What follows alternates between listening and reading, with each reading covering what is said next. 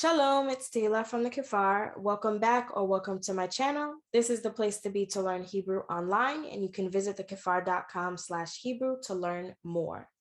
This is Hebrew verb lesson number 51.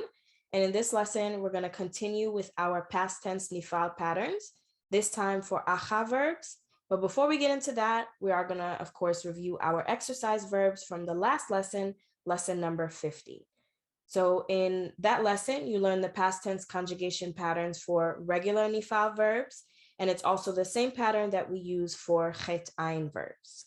So your first verb was lehisager. We get rid of the first three letters, add the noon, that gives us nisgar, which is he or it was closed. So hu nisgar. And then we have that same thing plus our suffixes. So nisgarti, nisgarta, את נסגרת, אנחנו נסגרנו, אתם נסגרתם, אתן נסגרתן. And then we have היא נסגרה and הן נסגרו. Your second verb was להימנע. Get rid of the first three letters, add the noon, we get נמנע. So that's our hu נמנע. And then we're going to add our suffixes for all of our Alef pronouns. אני נמנעתי, אתה נמנעת, את נמנעת, אנחנו נמנענו, אתם נמנעתם, אתן נמנעתן. And then we have היא נמנעה and הן נמנעו. Okay, if you have any questions on this, you can review lesson number 50, or you can leave your questions in the comments below. Our pattern for today is acha nifal verbs. And of course, you know, acha verbs are verbs where the middle root letter is Alef, Hey, Chet, or Ayin. That's where we get the acha from. We did not have this as one of the present tense groups because in the present tense, we conjugate these verbs just like regular nifal verbs. There's no difference. Okay, so we didn't separate that as one of the present tense categories. The verb that we are going to use as an example here is lehishaer. Lehishaer is to stay or to remain. In the past tense, however, they're still almost identical, but there are two small differences in the conjugation pattern. And that's why we separated it from the regular group, because of these two slight changes. So when it comes to past tense conjugations, the acha group is almost exactly the same. It's the same for hu, and it's the same for all of our Alef pronouns. Okay, the sound pattern is ni-a, and then we have that ni-a, and we add all of our Alef suffixes. Where we see the difference is with she and they. We have an additional a sound, which I'm sure is no surprise to you because we see this characteristic in acha verbs from the other binyanim that we've done so far. So our sound patterns here are ni-a-a for he, and ni-a-u for him and hen. Okay, so ni-a-a and ni-a-u. So now let's look at it with the letters of our shoresh. We have our verb lehishaer. Get rid of these first three letters. We have our noon that gives us nishar.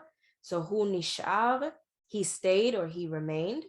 And then we're going to take nishar and add all of our Alef pronoun suffixes.